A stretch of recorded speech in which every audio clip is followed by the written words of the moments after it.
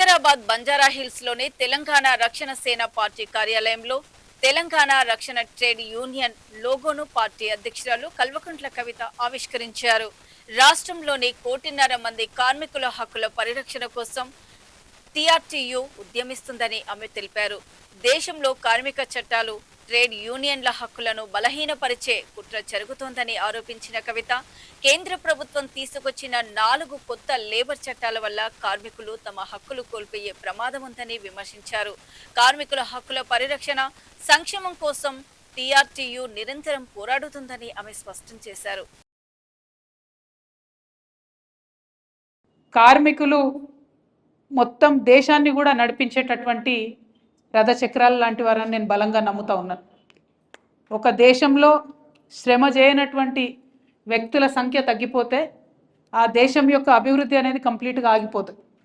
అట్లా అనేక దేశాలలో ఇప్పుడు ఎక్కడైతే వాళ్ళ పాపులేషన్ ఏజ్ ఓల్డ్ అయిపోయి పని చేయలేని పరిస్థితులలో ఉన్నారో, ఇదివరకు పెద్ద పెద్ద దేశాలుగా వెలుగొంది ప్రపంచాన్ని వెళ్ళినటువంటి దేశాలలో కూడా యువశక్తి లేకపోతే, శ్రమశక్తి లేకపోతే వెనుకబడిపోతూ ఉన్నారు అనేటటువంటిది వాస్తవం.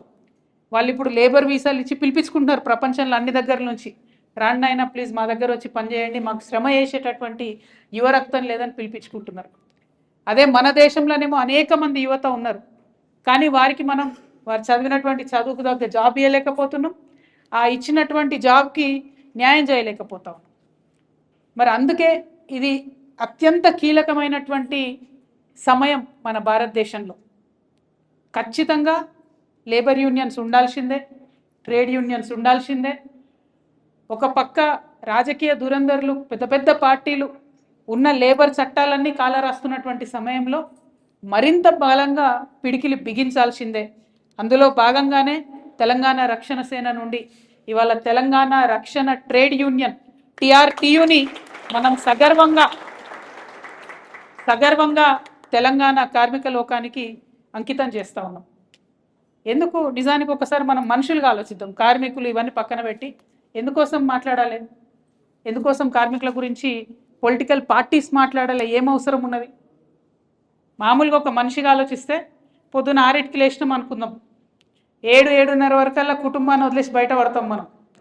మళ్ళీ ఇంటికి వచ్చేసేపటికి కనీసం 7:30 అవుతుంది, ఒక్కొక్కసారి 10 అవుతుంది. ఇక మనలాంటి వాళ్ళకైతే కొంతగా లీడర్షిప్ చేసే వాళ్ళకి 12 అవుతుంది. మళ్ళీ పొద్దుగాలు లేవాలి, ఆ 7:30 వరకు బయటపడ్డామంటే మళ్ళీ 12 అవుతుంది.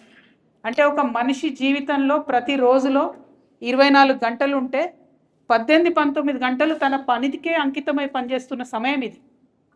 ప్రపంచమంతా కూడా అదే జరుగుతుంది.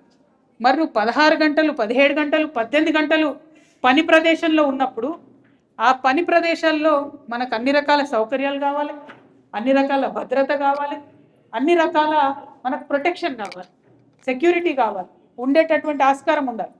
ఉదాహరణకు ఆడపిల్లలు చాలామంది పనిచేసేటటువంటి ఫ్యాక్టరీలో ఖచ్చితంగా చంటి పిల్లలకు సంబంధించినటువంటి ఏర్పాట్లు అక్కడ ఉండాలి. ఉంటేనే పని కరెక్ట్ చేయగలుగుతారు. ఒక పక్క ఇంటికాడ పిల్లల మీద గుంజుతుంటే ఇక్కడ పని చేయమంటే చేసే పరిస్థితి ఉండదు. కాబట్టి ఎట్లా అయితే ప్రజాస్వామ్యం వర్ధిల్లుతూ ఉంటుందో, ఎట్లా అయితే ప్రజాస్వామ్యం పరిణితి చెందుతూ ఉంటుందో, తన ప్రజల యొక్క హక్కుల్ని కాపాడుకుంటూ తన ప్రజలకు సంతోషంగా పనిచేసుకునేటటువంటి వాతావరణాన్ని కల్పించేటటువంటి పరిస్థితి రావాలి. కానీ అలా అట్లా ఉన్నదా? దేశమంతా అటువంటి పరిస్థితి ఉన్నదా? ఇంత ఘోరం అంటే అందరికన్నా ఎక్కువ శ్రమ దోపిడీ చేసేదే ప్రభుత్వం. వాస్తవానికి ప్రభుత్వం ఎట్లుండాలి? ఒక ప్రైవేట్ కంపెనీలో 50 మంది ఉద్యోగులు ఉన్నారంటే వాళ్ళకు జీతాలు మినిమం వేజెస్ కన్నా తక్కువ ఇస్తే ప్రభుత్వం కొరడా జులిపించి నువ్వు ఇస్తావా సస్తావా అని ప్రైవేట్ యాజమాన్యాన్ని భయపెట్టి ఇప్పియాలి. కానీ ఇలా ఏం జరుగుతుంది? మన అవుట్సోర్స్ కార్మికులు ధర్నా, మన కాంట్రాక్ట్ కార్మికులు ధర్నా, మన పార్ట్ టైం కార్మికులు ధర్నా, మన రెగ్యులర్ ఎంప్లాయీస్ కూడా ధర్నా. ప్రతి ఒక్కరు కూడా మాకు పనికి తగ్గ వేతనం వస్తలేరని ధర్నా, బాధ, ఆక్రోశం, ఆవేదన.